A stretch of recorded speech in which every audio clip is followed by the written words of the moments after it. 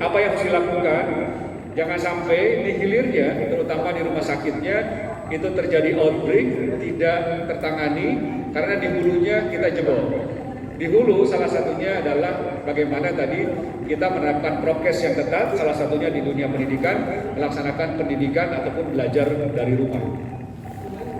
Beberapa fasilitas yang sudah disiapkan oleh pemerintah Kota Depok dan juga bekerjasama dengan BNPB, menambah ruang isolasi dan ICU COVID, dan juga menyediakan layanan isolasi di tempat khusus yaitu di Makara dan pusat studi Jepang saat ini bagi khusus untuk OTG. Nah, Bapak Ibu sekalian, ada hal yang memang harus kita terapkan. Ini sudah dituangkan dalam surat edaran Wali Kota Depok.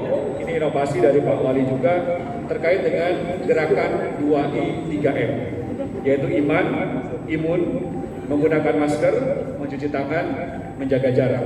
Itu 2I 3M sudah disusun, sudah diformulasikan di dalam surat edaran Wali Kota Depok. Dengan melihat tren kasus saat ini yang cukup tinggi, maka jaga jarak fisik, menghindari kerumunan, lalu menggunakan masker, itu sesuatu keniscayaan ataupun sesuatu yang harus kita lakukan. Dari zona risiko daerah kita zona merah, dan hari ini kita masih menunggu pengumuman dari Satgas COVID pusat yang akan diumumkan biasanya tiap hari Senin atau paling lambat itu pada hari Selasa. Selanjutnya untuk kasus harian pada hari kemarin data tanggal 17 Januari kasus kita sudah di angka 21.850 kasus, penambahan pada hari kemarin 397 case positif dengan meninggal bertambah 6. Lalu untuk yang sembuh kita meningkat 492 orang yang sembuh, sehingga kasus COVID masih aktif yang saat ini baik dirawat maupun yang melakukan isman itu 4.101 kasus. Kalau lihat dibandingkan dengan data pusat, untuk angka kesembuhan kita masih di bawah nasional 81,45, untuk kita 78,94%. Angka kematian kita masih di bawah nasional, ini lebih bagus dari nasional 2,88%, untuk Kota Depok 2,29%. Angka konfirmasi aktif nasional 15,67, kita masih tinggi 18,77%. Jika dilihat dari sebaran per kecamatan, saat ini 5 kecamatan dengan jumlah kasus terbanyak yaitu Tapos sebanyak 596 kasus, Sukmajaya 501 kasus, Pancoran Mas 490 kasus, dan Cimanggis 489 kasus, Beji 403 kasus. Demikian pula kecamatan-kecamatan lainnya terendah itu Cipayu, tetapi jumlahnya juga cukup banyak, 172 kasus. Kasus yang melakukan isman ataupun isolasi mandiri ini dengan diagram yang berwarna biru itu yang melakukan isolasi mandiri. Tapos itu masih terbanyak, ada 507 yang melakukan isman, Sukmajaya 440 orang, Cimanggis 428 orang, Beji 418 orang, Pancoran Mas 414 orang. Terendah di Cipayu kurang lebih 149 kasus yang melaksanakan isolasi mandiri. Selanjutnya, kalau lihat grafik tren perkembangan kasus COVID-19 di Kota Depok dari awal mula 3 kasus, saat ini tadi sudah dikatakan bahwa sudah menembus angka 12.850 kasus. Dari kasus mingguan pada minggu ke-41 yaitu 7 Desember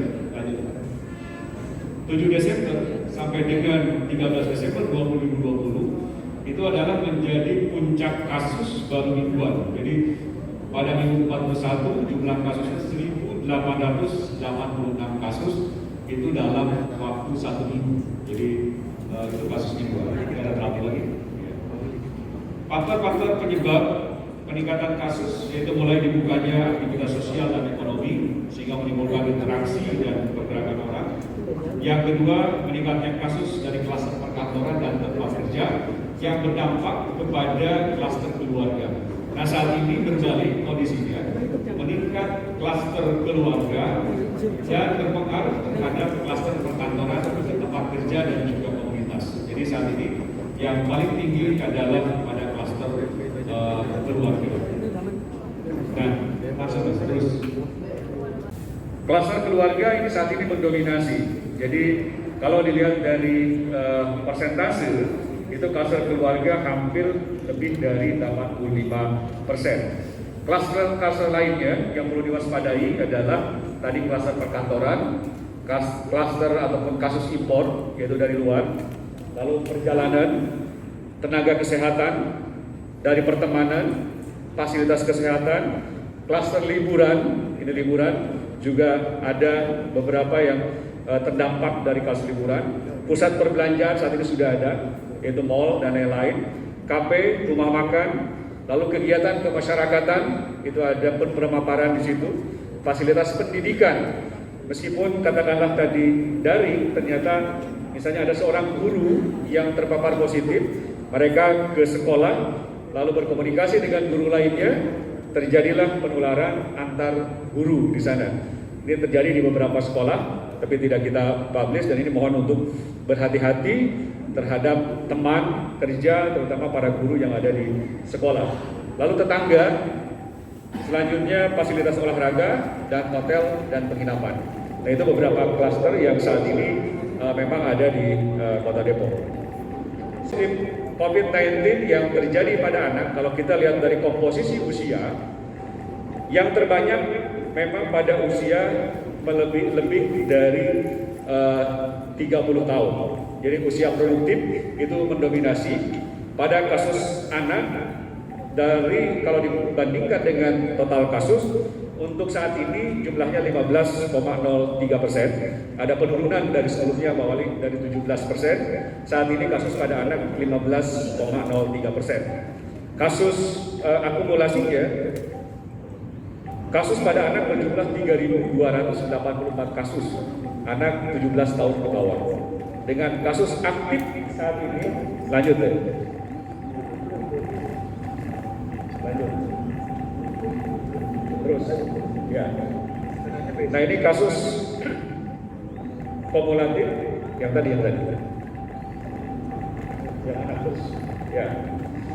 Ini 3.284 yang aktif saat ini, 17 tahun ke bawah 587 kasus itu terjadi kepada anak, dan saat ini tadi yang total 15,03% kasus COVID-19 terjadi pada anak. Selanjutnya kasus kematian yang paling banyak adalah pada usia 50 tahun ke atas. Memang pada anak-anak kematian itu rendah, tetapi bukan berarti tidak ada. Ada lebih kurang 4 kasus terjadi kematian pada anak selama masa pandemi di Kota Depok, lebih kurang 10-11 bulan ini. Selanjutnya Bapak Ibu sekalian, untuk kemampuan tes, salah satu cara untuk screening adalah melakukan swab test. Jumlah kita memang sudah cukup banyak, sudah melebihi standar WHO. 1% dari seluruh total populasi kita 2,4 juta, yang disyaratkan 24.000 minimal. Saat ini kita sudah berada di angka 59.546 tes. Akan tapi perlu diwaspadai saat ini untuk tes kita dilakukan terhadap kontak erat. Rata-rata hasil tes dari kontak erat itu antara 40 sampai dengan 49% positif dari seluruh yang dites. Jadi positivity rate kita juga tinggi, itu menembus angka 46% untuk positivity rate kita untuk saat ini. Selanjutnya Bapak Ibu sekalian, yang perlu kita juga saling bahu-membahu dalam hal ini, terutama bagaimana kita melakukan kegiatan-kegiatan di hulu, yaitu kegiatan pencegahan. Karena apa? Kondisi kapasitas ICU rumah sakit kita untuk bed occupancy ratio-nya saat ini sudah mencapai 92,96%. Lalu untuk isolasi COVID-nya 84,41%. Jangan lupa subscribe ya.